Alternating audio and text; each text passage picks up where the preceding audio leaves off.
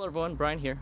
The other day we welcomed our second son to the Never Enough Dirt family, and today we'll just do a quick walkthrough of the garden and show some of the new arrivals that are in the garden. Um, so let's swing this camera phone around. We may have to shoot with the camera phone for a few days until we get acclimated to our new schedule.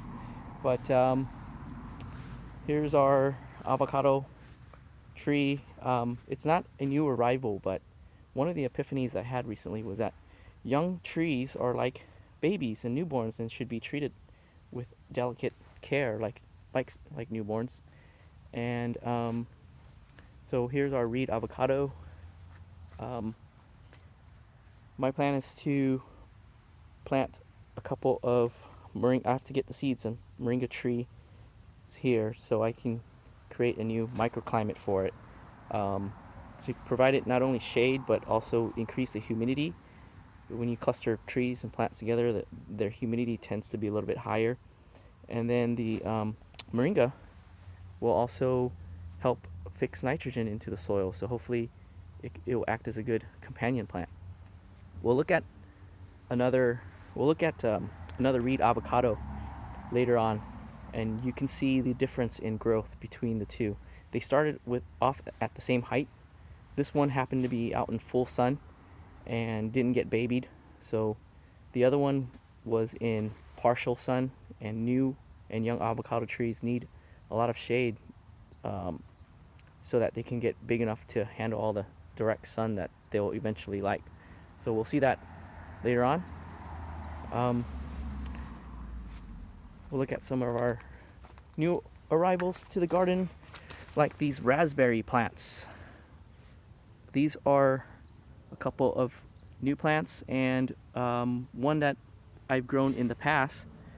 Unfortunately, I thought that they're pretty abuse tolerant, and I really neglected the two plants and lost them, so we'll have to replant these guys. This one is a Latham red raspberry. The other one is a heritage raspberry, and the cool thing about the heritage raspberry is that it produces on new canes. So with raspberries and blueberries and blackberries, it needs to grow the cane.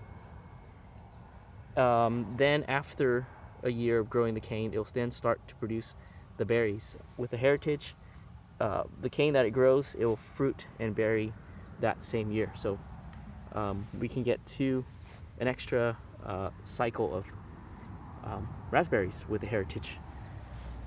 Okay, this is our newer addition, our blue Java banana, and it was recently planted here. And we'll just take a step back to let you show you guys where it is in relation to the yard and everything. So it's all the way in the back of the yard, and we get pretty good sun there, so hopefully it'll continue to grow. I think it was about 3 or maybe 6 inches when it arrived, and it's gotten a lot of growth since.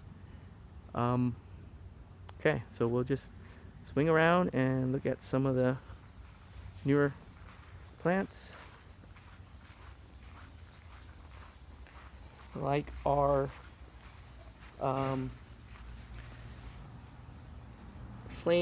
red flame grape that we planted, and it made these new growth here, and I just took them off right now. Basically, with this new plant and its root system still in the process of being established, it's best to take it down, take out all the extra growth, and let all the energy concentrate onto 1 or 2 branches of new growth. So that's our red flame seedless, and I forgot to show you while I was over there our Thompson seedless. So we have our Thompson seedless growing right there, and the plan is to, as it grows, make a trellis along the retaining wall so that it can grow onto there and also kind of make turn into a little bit of a privacy screen. So here's our Thompson seedless grape. right there. And we're getting a bunch of new growth, so I'm not gonna take them off until they kind of show themselves, and we'll pick the more robust looking growth to go with. Okay, let's go back down this way and look at our other new additions. We got some rain last night and today, and we got this 55-gallon drum half filled.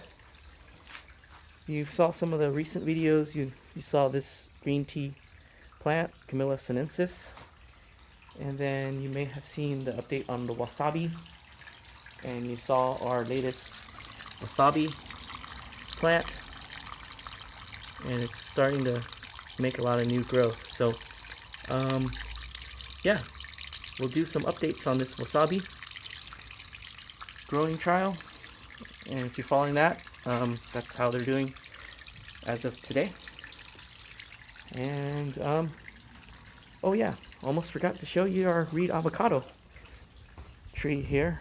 So here's our reed avocado tree that started off, I think it was probably 3 feet tall, and over here in this microclimate where there's morning sun and afternoon shade, it just exploded with growth, and it grew so much that it can't really support itself. So we've got this quick jury rig that doesn't look very nice right now, but hopefully we'll get an avocado this year. It tried to make an avocado last year and it lost the avocado, but that's generally the case when you get a 3-foot tall tree. It takes at least a couple to 3 more years before it'll make avocados in many cases. So the other thing is that it's being grown in this soda bucket that was converted into a pot, and this is good because avocados need a lot of good drainage, so that takes away the drainage equation part in the equation of making sure the avocado tree is happy. So good drainage, and this is a soda container, beverage container, and it's also one that is good for this use, because if we're going to plant it into the ground, more likely we're just going to break this container and put it into the ground. It's like, I think it was $3, as opposed to these nursery containers that go for $18 to $25, and it's a little bit more difficult to break to plant your avocado tree. So yep, that's our update today, welcoming our new arrivals, and it's good that we're getting rain today, and I guess that'll be it. We'll see you in the next one. Happy gardening.